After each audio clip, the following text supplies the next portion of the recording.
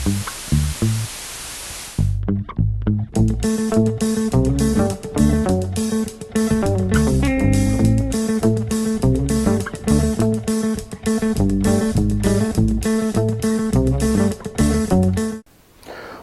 bienvenue à toutes et à tous sur Cocotte TV. Aujourd'hui, nouvelle vidéo de présentation d'un boîtier. Un boîtier qui provient de chez Nanoxia, une marque que l'on connaît déjà, d'ailleurs pour ses Deep Silence.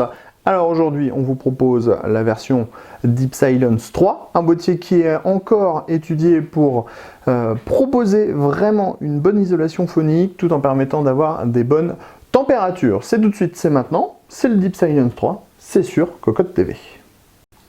Allez, on se lance dans ce Deep Silence 3, un boîtier au format ATX, Micro ATX, Mini ATX, qui propose 3 baies 5,25 pouces, vous allez le voir tout ça. On a également 5 emplacements 2,5, 3,5 pouces, également 3 baies indépendantes en 2,5 pouces. On trouve 3 ventilateurs de 120 mm de base, donc ça c'est plutôt bien aussi. Au niveau des dimensions, on est sur 207 mm de largeur, sur 520 mm de profondeur, sur 456 mm de hauteur, le tout pour 9,26 kg et environ 70 €. Au niveau du design, bon, que dire, ça ressemble à un Deep Silence 2, ça ressemble à du Fractal Design, ça ressemble à un boîtier qui est fait pour le silence de fonctionnement.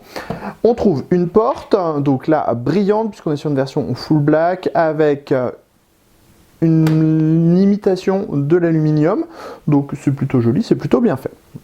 Derrière la porte, on a de la mousse qui va servir d'isolant. On a également 3 baies 5,25 pouces avec des caches que l'on peut retirer depuis l'extérieur, ce qui est une très bonne chose pour le montage. Ici on trouve un logo Nanoxia et ici on trouve les deux réobus pour les ventilateurs.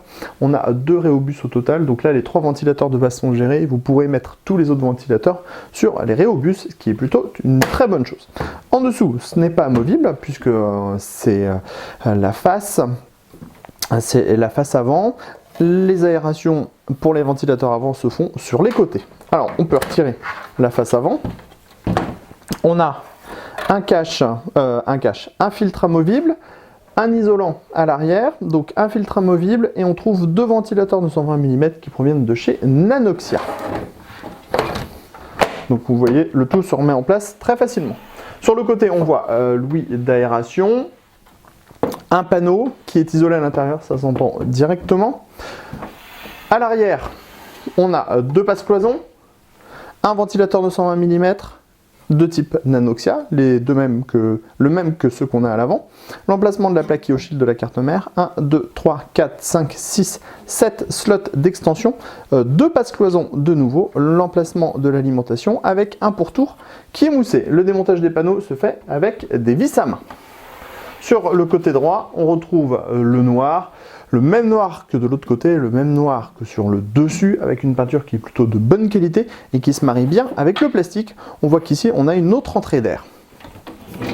Sur le dessus, on a ici les prises additionnelles avec un USB 2.0, 2 USB 3.0, le Power On, les entrées sorties audio, et ici on a 2 emplacements qui sont obstrués pour le moment avec de l'isolant, donc 2 emplacements qui sont compatibles 120 mm ou 140 mm. On n'oublie pas d'aller sous le boîtier afin de découvrir ce que nous propose Nanoxia pour ce modèle. On a ici un filtre au niveau de l'alimentation, des pieds de type IFI,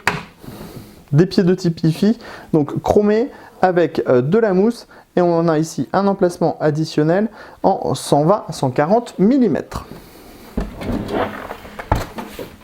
Alors on va maintenant rentrer à l'intérieur du boîtier.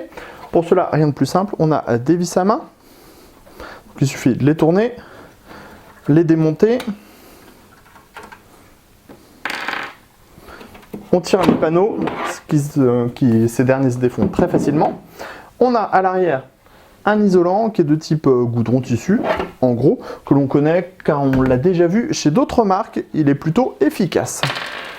Donc, hop, on défait l'autre porte, on a également de l'isolant à ce niveau-là. Nous voilà maintenant à l'intérieur du châssis. Donc ici on a tous les câbles en noir pour la gestion des rhéobus, des ventilateurs, des prises additionnelles. C'est 6 ventilateurs de gérer par les rhéobus de base. On a bien un emplacement backplate, des passages dans le haut, des passages sur les côtés et des câbles en caoutchouc au niveau de tous les passages. Ici, on a 3 baies 5,25 pouces avec un montage sans vis, donc montage automatique. Vient ensuite une cage SSD de 3 emplacements avec des petits paniers pour un montage rapide, mais il faudra quand même utiliser des vis. Ensuite, on a les cages HDD. On a 5 emplacements au total avec des paniers en acier qui proposent des cils en bloc, mais aussi une compatibilité 2,5 pouces. C'est-à-dire que si vous avez envie de vous faire grave plaisir, vous pourrez mettre 8 SSD à l'intérieur du boîtier. Bien sûr, sachez que toutes les cages SSD et HDD sont amovibles. On pourra aussi les placer à un autre endroit. Tout ça grâce au petit support qui est ici. Alors, par exemple,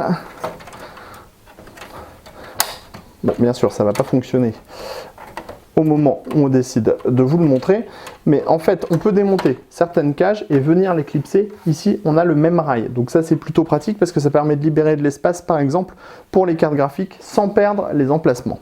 Dans le bas on a donc le support dont on vous parlait pour les cages, on a l'emplacement de l'alimentation avec des petits patins en mousse. Ici 7 slots d'extension, montage par vis à main, le ventilateur de 120 mm. Dans le haut, les 2 emplacements, donc on a de la mousse isolante. La mousse, elle court jusqu'au fond du boîtier, hein, il y en a vraiment partout. Donc ici, c'est démontable avec 4 vis et comme ça, ça permet de profiter des emplacements en 120 ou 140 mm.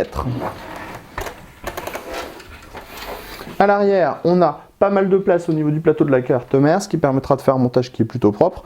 On le voit, on a ici tout ce qui est cage, tout ce qui est pour les cages SSD et HDD, donc les languettes par exemple qui permettront de les démonter. On a également des dispositifs pour pouvoir mettre des colliers.